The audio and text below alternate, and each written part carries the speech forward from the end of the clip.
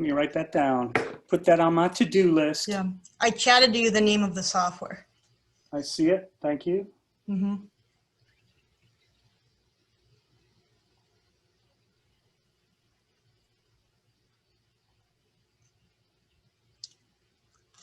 And that's a good idea. That's actually a great idea for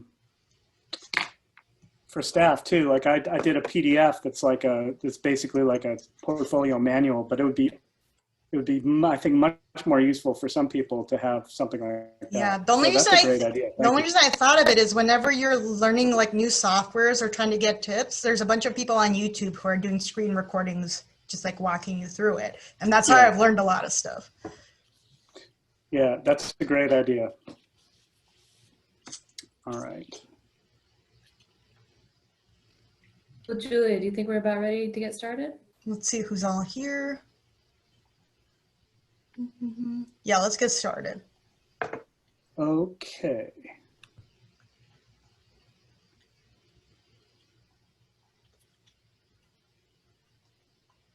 All right, everyone.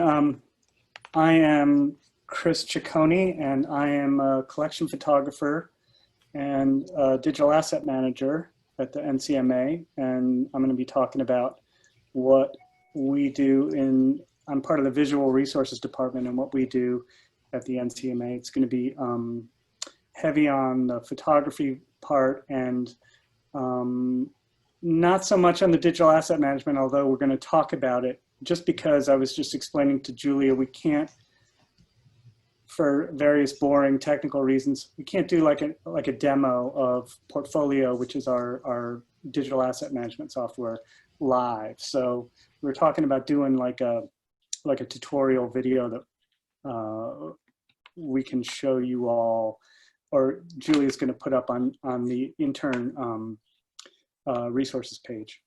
So I'm going to try and get my screen shared here. Okay.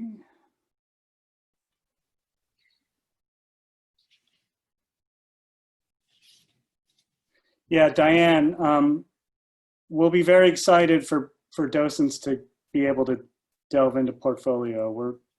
We've got access problems at the moment, but okay, let's see. We're going to do this. Ooh, look at this. This is cool. Okay. Okay. Okay, we're going to present. All right. So this is my title slide.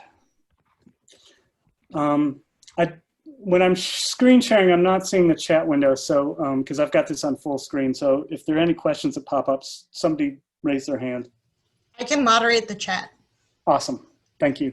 So the main part of visual resources is digital imaging, and we do all kinds of imaging. When I started, I did collections photography, but also this was very early in the days of digital, and images were less ubiquitous, so we did a lot of other stuff too. But primarily, so for collections photography, we shoot for publications. That would be catalogs. Whenever our artwork is printed for reproduction, we photograph a lot of things for the conservation department, and we do some examples of specialized scientific imaging. So, for example, we do something called reflectance transformation imaging, which reveals the surface contours of objects. And we do photogrammetry, which renders 3D models. And for conservation, we also do visible UV photography, which shows different materials in objects and paintings that fluoresce under visible UV light. And so that will give the conservators information about repairs or materials or things they can't see just by looking or examining the object. We also do, under the collections umbrella, we do gallery views of all the exhibitions. So we have imagery from all not only the permanent collection, because objects rotate in and out of the permanent collection, but we also have images of our changing exhibitions. So here's an example of something we do for conservation. So we photograph standard views of art and objects. So we'll photograph, this is a painting, this is a Segno di Bonaventura, Madonna and Child from the 14th century. The image over here, this is we do the reverse in the front in the frame, and then we photograph the artwork out of the frame. So you can see this is a very ornate frame, and this is the panel underneath, and then this is the back of the panel, and this is a reinforcement that was probably, this was best practices in conservation. This sort of gridded reinforcement was best practices, I think somewhere in the 40s or 50s. Oops, sorry.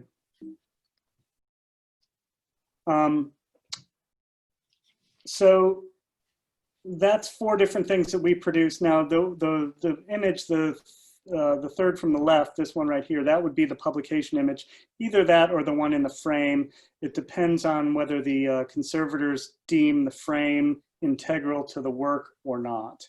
Sometimes it is, sometimes it isn't. This is our Giotto altarpiece. This is a photograph of the studio and the sort of elaborate setup that often goes into photographing something. This is a very delicate piece, and the art handlers had to construct basically this support structure here that's covered in black felt, because this has to sit on a support structure. It can't hang on the wall like a standard painting. And then this is the resulting photograph from that.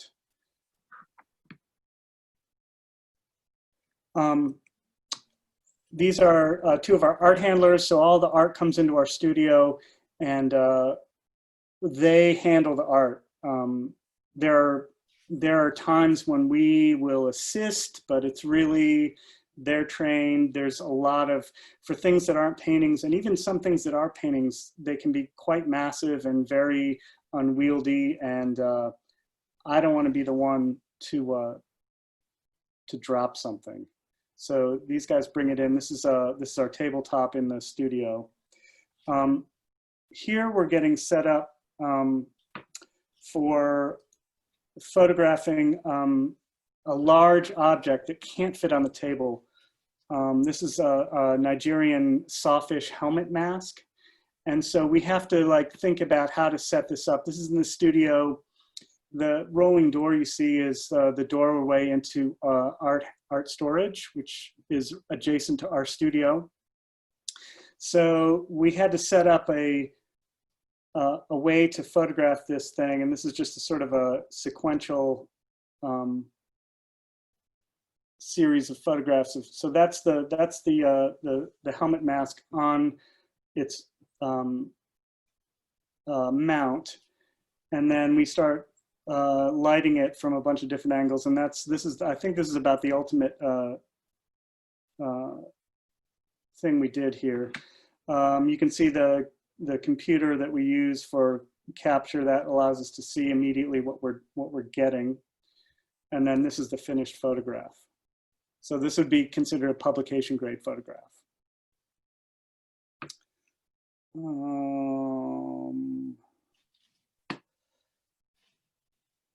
Another cool project we did, we got just in conjunction with the opening of the West Building, we got a gift of 30 works from the Cantor Foundation, Rodin sculptures.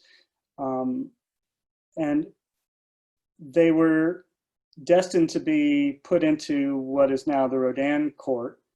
And the Cantor Foundation didn't want to release them very far in advance. But we had to photograph all of them because we were producing a catalog of the gift to be in conjunction with the opening of the new building. So we basically, there were 30 works and they range in size from a little over a foot to like 8 feet tall. And the larger ones, as you might imagine, were super heavy, and this required a lot of planning. And we only had 45 days to produce all of these images, and that included 203 overall views. The views were determined by talking with the curators. They wanted particular views of particular objects, and they wanted particular details. So that was a huge, massive sort of undertaking, but it was really satisfying. It was really satisfying to get all these done. So this is just an example of how many different views. And then in between each view, this is a statue that probably weighed about 400 or 500 pounds. And so it would have to be very carefully lifted and moved without, you know, scuffing up the background too much. And that was quite a deal. Another aspect of photography that we do, so I showed you the 4 different views we do for standard paintings. We also do, for conservation, we do like a standard, we shoot, so when a painting undergoes treatment, there are 4 stages where it's documented. And the A stage, which is denoted on the little title tag there, is the first acquisition. This is before treatment. And so we take an overall photograph of the painting. We also take a photograph in raking light, which shows some, I'll show you a close-up on the next one. This shows the surface detail of the paint. So we just light the object from one side on a very, very raking angle. And that shows the conservators, gives them an idea of how rough or smooth the surface texture is. And then this is an example of doing UV light. So where there is fluorescence of a particular sort, really bright white areas, that indicates repairs that or restoration that was done to the canvas. And it can reveal, excuse me, it can reveal information about how a painting might have been treated or restored. The next thing I want to show you is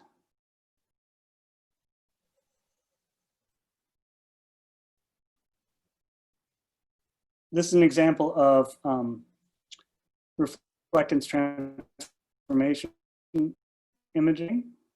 So this is a Etruscan mirror, and it's etched. It's got a etching of Hermes and Paris on it. And if you just have a static view of it, it's hard to see that. Reflectance transformation imaging is a way to take a series of photographs and then render them in software. And then with this viewer, you can simulate the movement of light. So you can see how it looks from different angles. So if we move the light, say, over here, we get a better picture of the etching. And we can zoom in here. I think we can zoom in. Maybe I can on the screen share. Let's see. Oh, here we go. Chris, I have a question. Yeah, what's that? Is this RTI view accessible through Portfolio, or is it something that you just are able to see through your own specific software? You need to use a viewer, which is open source, and this is something that we're talking about putting on the redesign of the website, the NCMA website. So we will have this capability on the website. We have a record of the RTI in Portfolio, but you can't do this with it. It's just a static photograph that's indicated that there's an RTI file available, and you need to have this particular viewer in order to do this.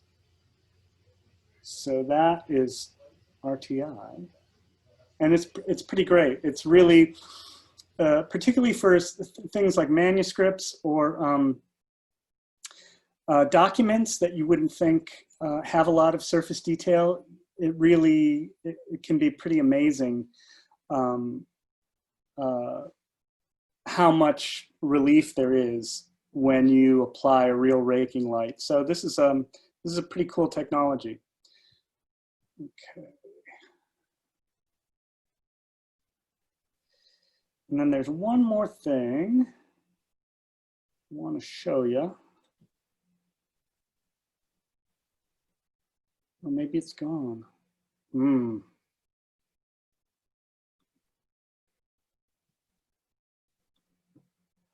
Okay.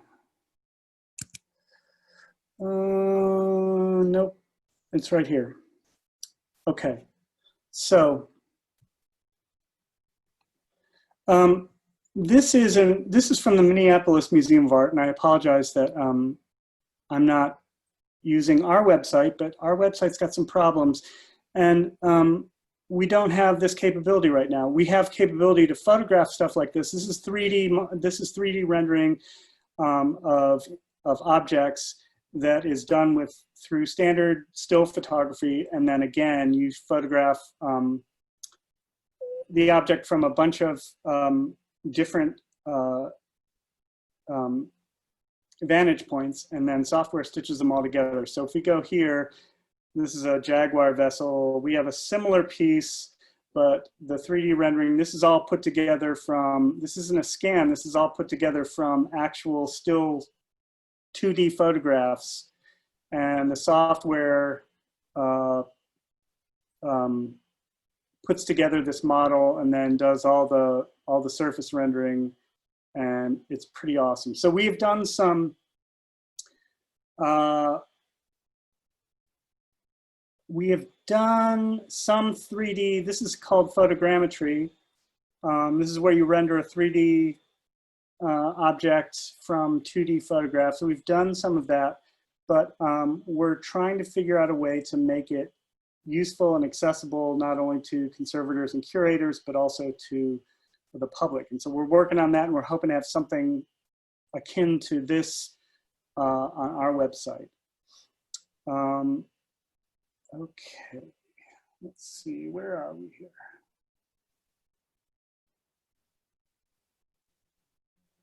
Okay.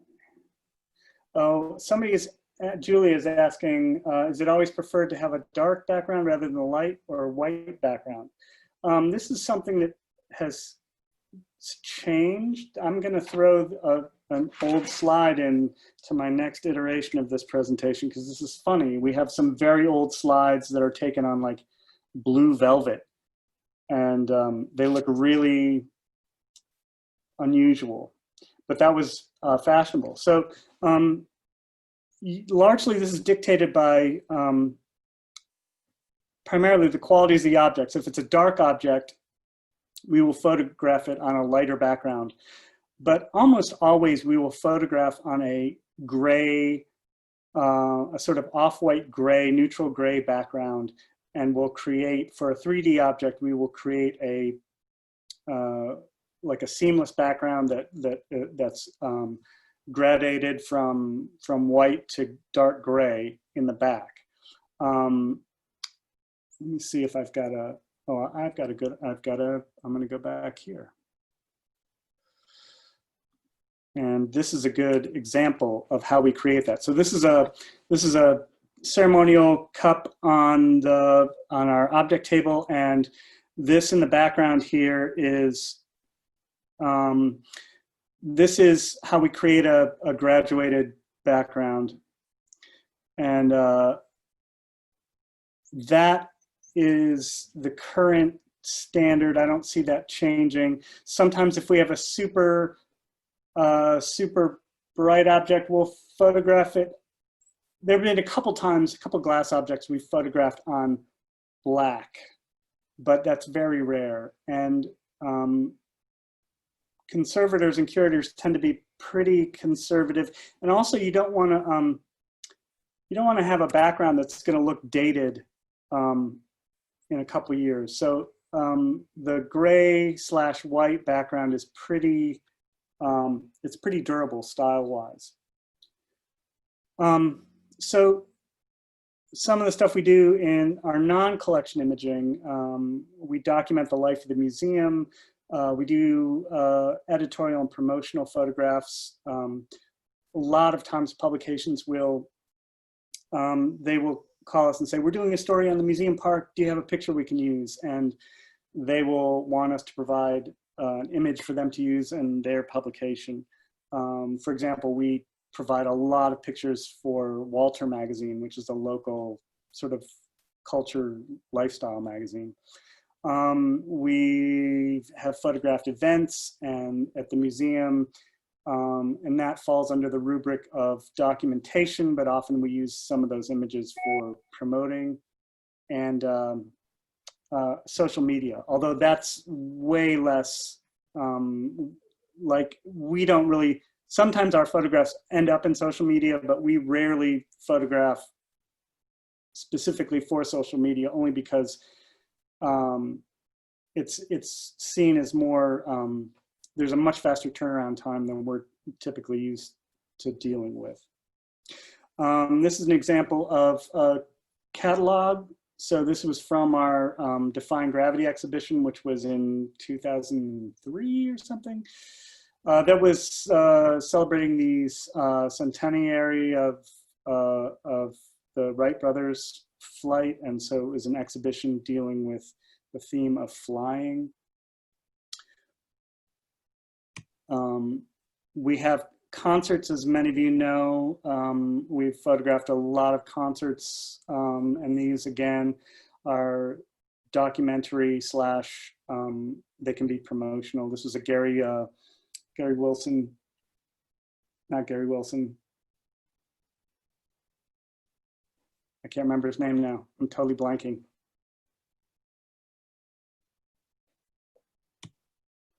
Our photographs end up on Gary Clark, that was the guy. I'm old. On the website. So a lot of our documentary photographs end up here.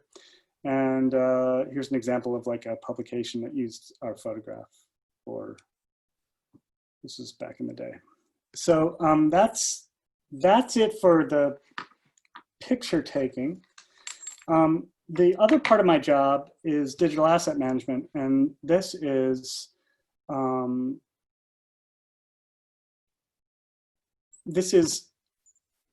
how do people find of many different classes, how do people find them? So this is really, digital asset management is making sure that people can find the pictures you take. When I started, as I said, digital or asset management was basically, we would take a picture and it would be on film and we would put it in an envelope, and the media services coordinator would keep a log of all the pictures we had. And when somebody wanted that picture, and at that time it was basically only somebody in publications or a curator would come and ask for a picture, and then the media services person would get the picture for them. Now, digital pictures are so ubiquitous and the demand for images is so great. And the images are, they're intangible. I mean, they're literally digital. And so we have to figure out a way to not only know what we have, but how people can get them and how they get them in the right format. So I'm gonna, let's see, I think I've got, let me see here. Yes. So digital asset management is something that is a field that's basically derived. How much time do I have, Julia? We're at the half-hour point right now, so maybe 10, 15 more minutes so people have time for questions. Okay. Okay, I'll make this quick. So this is a new field that's come about as a result of the advent and ubiquity of digital pictures.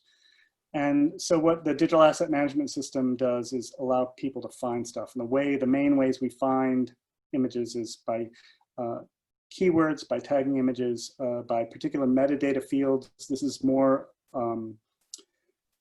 applicable to the collection management than the non-collection stuff. But so there are two broad categories. There's collection images, which is basically art, and then there's non-collection images. And because those have totally different end uses, they require totally different metadata schema and taxonomies. So for example, there's standard taxonomies for art and artworks. There aren't standard taxonomies and schema for what we call our non-collection images. There are different metadata schemas. There's something called the International Press Metadata Core. There's a lot of different schemas, and so we use sort of a combination of some ad hoc stuff we've come up with and some standard ones. And then folder structure, where the images actually live, is another way to find items. So for example, events by year, you can scroll through. So here's a screenshot of our digital asset management system. So we have over here, we have different catalogs. So these contain different types of images, and they are accessible by people based on who needs to be able to get to them. Down here is the folder structure, and over here is some of the metadata fields. So you can organize this. When you've got this viewer, you can organize this to show you particular fields or particular information about each photograph. And then so here, going further, this is a concert from 2018. When you click here, you see all the pictures from that concert. You can scroll, and then again, you've got your metadata over here. Again, a big project right now is we have TMS, which is the museum system, which is our collection management system. That is a separate database with images that contains all of the information about the objects in our collection. And then some of that information we also need in Portfolio, which is the digital asset management system. We do not have an automatic integration right now. So basically we have to input the same data twice into two separate systems. And as you might imagine, that can lead to some input error and some discrepancies. So one thing we're working on now is coming up with a way to integrate the two systems so that for the information that applies to both, that it is consistent and actual. So I think that is it for that. My email is here if anyone wants to ask any questions. Okay. Ooh, okay, Kate has a question. Defying gravity, did we have to get a copyright privilege to use that phrase? No, because copyright titles cannot be copyrighted. That's one thing you can't copyright a title. So we did not have to get copyright. That brings up an interesting aspect, though. aspect I didn't touch on in digital asset management, which is rights management, which is, do we have the rights to use this particular image in particular ways? So for example, there's a field in the collection that says how an image can be used. So for example, you can publish this, or we don't have copyright, or this can only be used in certain things. That's a very tricky field. And for a long time, it relied on institutional knowledge, which is a bad way to go about stuff. So for example, if the person you had in your registration department was the person who handled all the rights and had all that information in her computer or her head, and she quit, it was, you're lost. And so another function of digital asset management is to totally reduce reliance on any individual person's institutional knowledge or memory, and make a system that delivers, you know, what it should deliver, and consistently. I think that's all I have for right now. Okay, let's see. So when you were talking about conservation photos, yes, we showed the A state. We only photograph the A and D state. So after the before treatment and after treatment, the B and C states, the conservators photograph, and they have their own, that's not as critical, and they have differing criteria for what they need. So we don't handle the B and C state photography. We just do the A and D.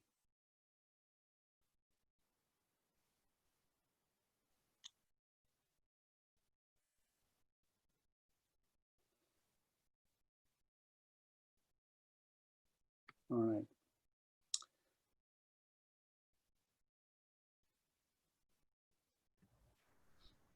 I was thinking it might be fun, Julie and Angela, to like put a video up of like, I don't know, either a time lapse or a video, edited video of like going through the process of photographing. I want to say that it's interesting photographing. This goes into Hannah's question right here. I got involved in this because there was an opening at the NCMA. I'd always been interested in art and art history, but my background before working here was in commercial photography. And then I started here, and it's very interesting because the demands of commercial photography are almost entirely opposite from collection photography, because in collection photography, you are trying to render as neutral as possible a representation of the object. You want it to be absolutely what it is. And in a lot of commercial photography, you're trying to idealize the object and enhance it and make it look maybe better than it actually is.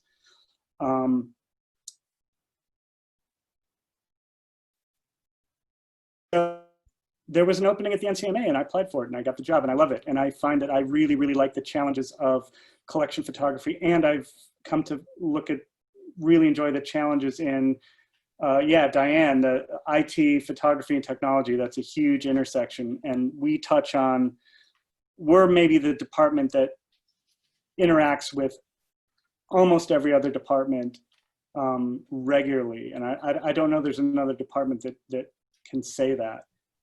We have so many clients, as it were. So from publication to development and education and the website and curatorial and registration, everybody, we've provided images for particular needs for all of those departments. And there are a lot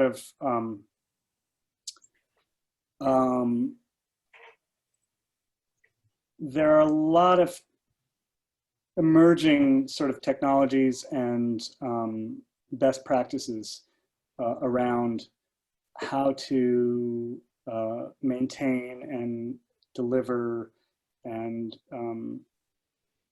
utilize images. I mean, the RTI and the photogrammetry is a great example. Like that is very useful to cure conservators. It's also could be totally cool. You could do some great stuff. And so that's another thing we're thinking about. Yes, social and communication skills are necessary. I'm glad I didn't get, I don't know that I was rated on those when I got hired. And the money is definitely, yeah, these are not, you can't get these cameras at Best Buy. We are trying to get the money for a new medium format camera. Well, here's another thing is that the technology is great. It allows for a lot of really great output, but we're now on this treadmill, which is a camera which used to last 50 years. Now it's got a lifespan of 4 or 5 years, and the cameras now cost like $50,000 for a medium format digital back. But it allows us to take a picture that you could print at like 4 by 6 feet at 300 DPI. You know, I mean, it's got the resolution, so you can do some really great things. There's something called the triple IF, which is something I didn't get into, and I wish I had, but we could do this at another time. This is an image interoperability framework that allows institutions to share their collections, the ones, if they have an open collection, meaning they've granted open access. It allows, there's a standard viewer that allows you to look at all kinds of information. And they have like deep zoom capabilities. And so these cameras can really, really provide a lot of cool stuff. What do we do with the old cameras? The old film cameras we had were donated to the state surplus because that's what we have to do with old stuff. The digital cameras are, if we can trade them in, if there's still any useful life in them and we can trade them in when we buy a new camera, we do, but oftentimes that we really don't have the funds that, say, a commercial studio would have to buy a new camera every 2 or 3 years. So we really use these things to the end of their useful life. And then a lot of times we'll just keep them, if we can't get anything for them, we'll keep them for a backup or for, or sometimes a paperweight. I've got a couple paperweights now that are digital cameras. Have I ever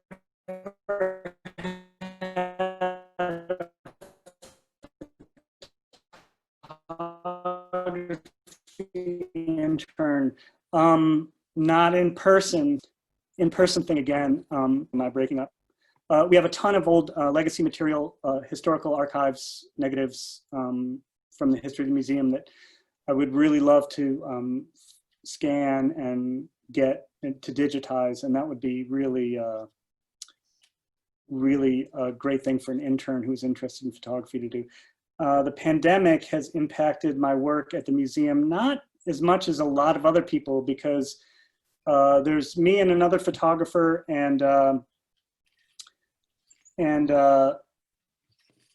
we alternate. So when there's things to be photographed, we'll go into the museum, but one or the other of us will be there. And so we alternate days. The art handlers will bring the art in, leave it for us, and then we'll come in and photograph it.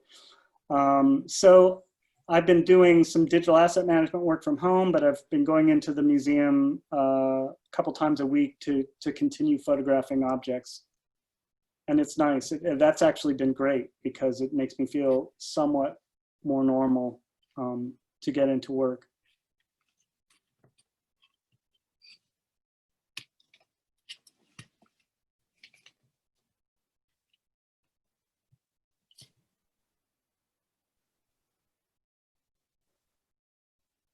All right.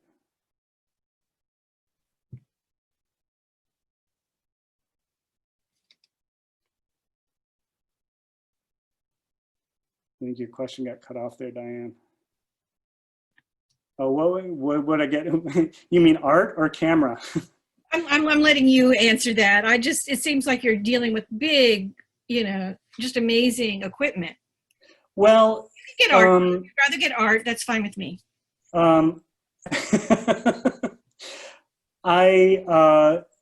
We got a grant a couple years ago from a foundation that allowed us to basically upgrade our studio equipment, and we got new lights, we got all kinds of stuff that we've really been hurting for. And I feel like we're pretty fortunate for a museum of our size collection, but it's always a struggle. Getting funding and getting the budget makers to get used to the idea that the technology demands constant upgrading. So you haven't solved the problem whenever you buy a camera. You've just put it off for another 5 years.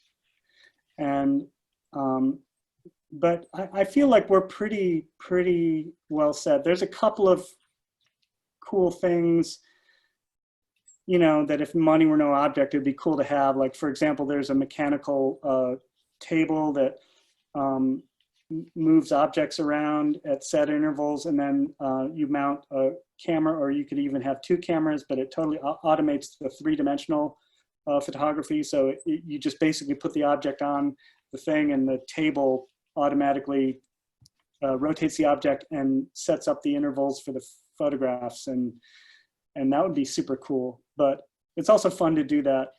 It's also fun to take the pictures yourself and and then have some. But I feel like we're pretty set. We've got a pretty good setup. So if we're ever back to normal anytime soon, I think a docent tour, I don't know if we've had a docent tour in the photography studio. I would totally love to take the interns to the photography studio. But like I was talking about, maybe we'll do a